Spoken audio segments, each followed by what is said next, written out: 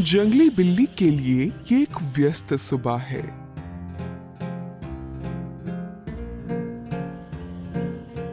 उसके 3 बच्चे अभी जाग रहे हैं और जल्द ही उन्हें भोजन की आवश्यकता होगी।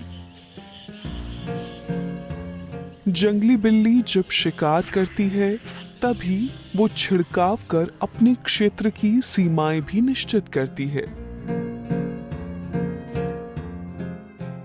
लेकिन उसके लिए भोजन की तलाश करना अब दिन ब दिन मुश्किल होता जा रहा है।